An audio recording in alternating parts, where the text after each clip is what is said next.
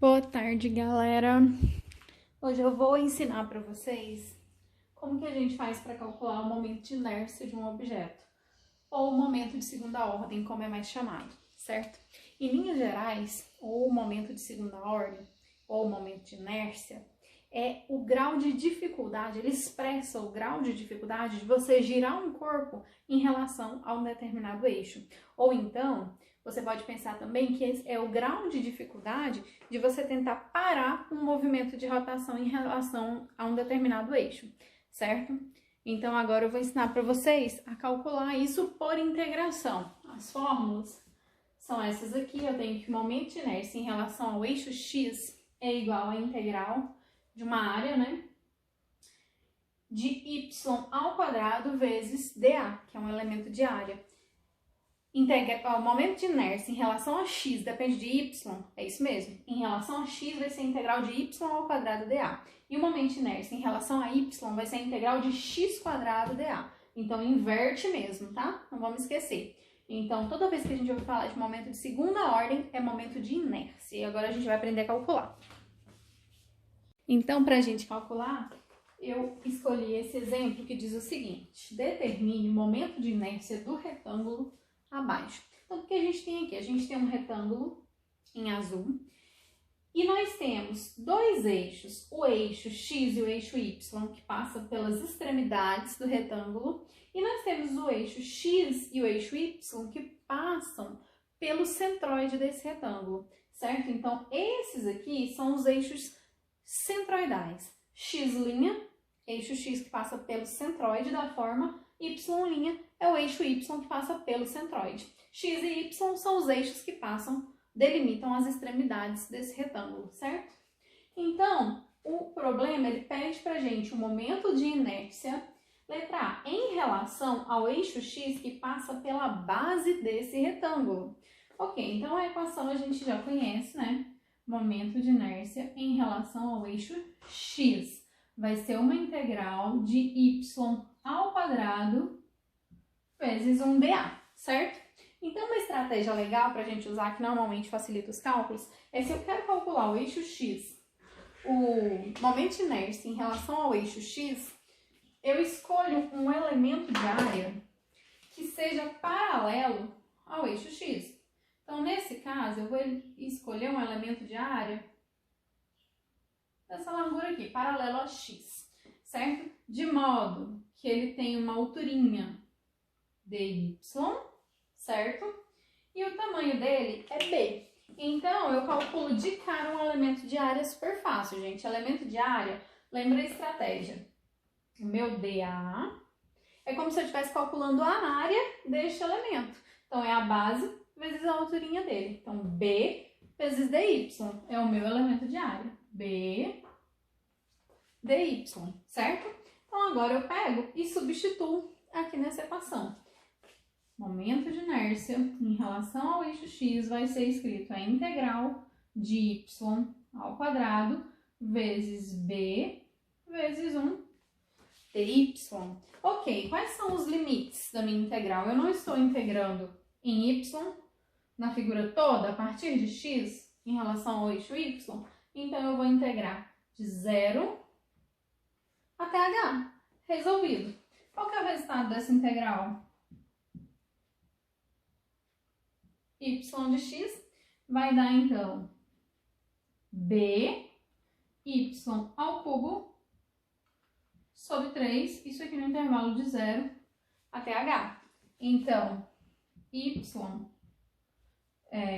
momento de inércia em relação a x vai ser simplesmente b vezes h ao cubo sobre 3. Então, esse aqui é o momento de inércia de um quadrado, de um retângulo, em relação ao eixo x que passa pela base desse retângulo, certo? Essa aqui é a resposta da letra A, ok? Então, eu vou pedir na letra B, agora, momento de inércia em relação ao eixo Y que passa pela base do retângulo. Então, agora eu quero em relação ao eixo Y. Vou escrever isso aqui rapidinho. Em relação a Y. É o Y, gente, que passa aqui pela lateral desse retângulo. Por quê? Porque o que passa pelo centroide é Y', certo? Então, é só em relação ao eixo Y.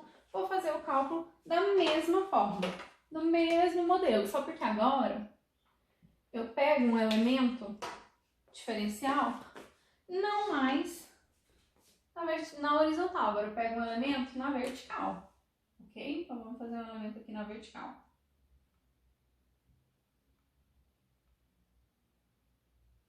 Vai ficar muito bonito não, mas já resolve para ilustrar. Esse elemento ele tem uma altura H e uma largura que é dx. Certo? Então, bora lá. Letra B, eu vou colocar um tracinho aqui para separar, senão a gente pode acabar confundindo. Momento de inércia em relação ao eixo Y.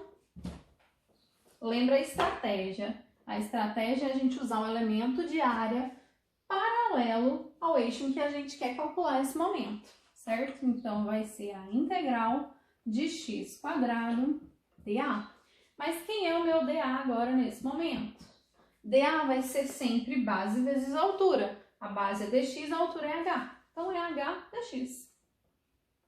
Pronto. Só resolver a minha integral, achar o limite correto. Quais são os meus limites de integração? Se eu vou integrar em dx, então agora eu tenho que integrar de 0 a b, certo? De 0 até b. x² vezes h dx. Pronto, integrou isso aqui, a gente já tem o resultado. Momento de inércia em relação a y vai ser igual a h, que multiplica x² sobre 3 no intervalo de 0 a b. Momento de inércia em relação a y, então, vai ser h vezes b² sobre 3. Prontinho. Ok? Essa é a equação de número 1, solução da letra A, e a equação que eu vou chamar de número 2, solução da letra B. Prontinho. O que eu fiz? O que é importante? Saber qual é a fórmula para calcular os momentos de inércia. Por integral, essa fórmula aqui é uma fórmula geral. Sei qual é a fórmula. Outra coisa que eu tenho que lembrar é que eu tenho que pegar um elemento de área sempre paralelo ao eixo sobre o qual eu quero calcular o momento de inércia.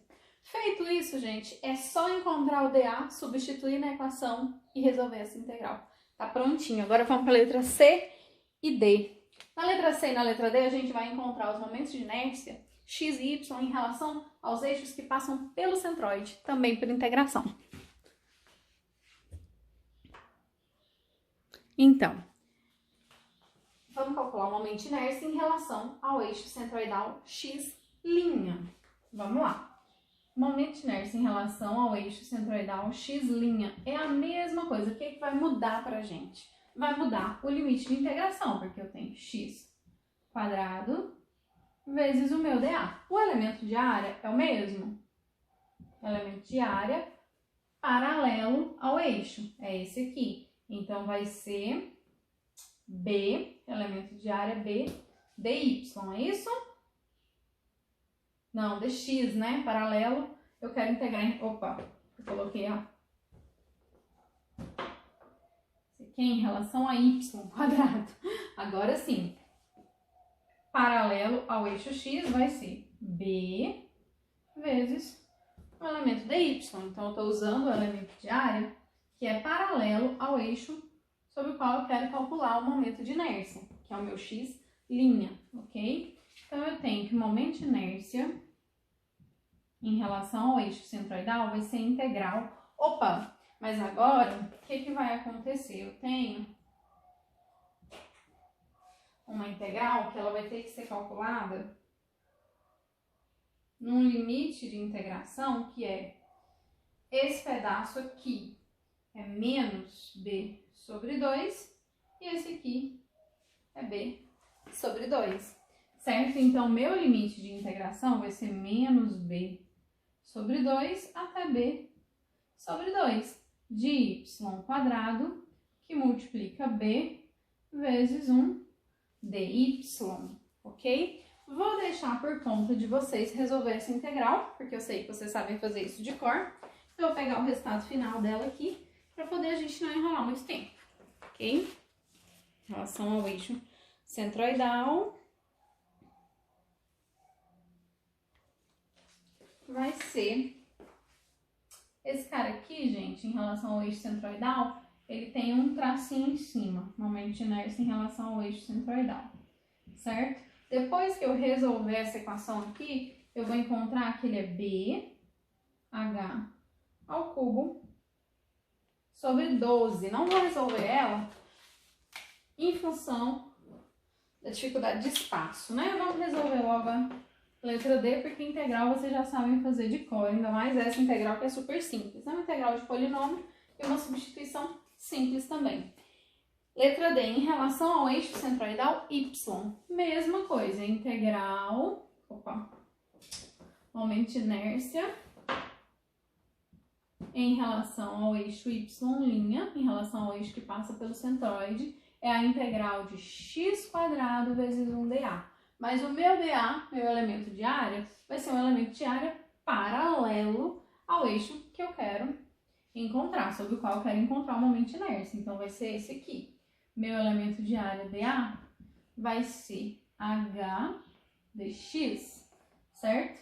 Então, o momento de inércia y' em relação ao eixo centroidal vai ser a integral, como está aqui na metade, também da mesma forma, de menos h sobre 2 até h sobre 2 de x², que multiplica h vezes 1 dx. E isso aqui, eu me lembro, mas para a gente confirmar, vai ser da mesma forma, y, aumento de inércia em relação ao eixo que passa pelo centroide, né?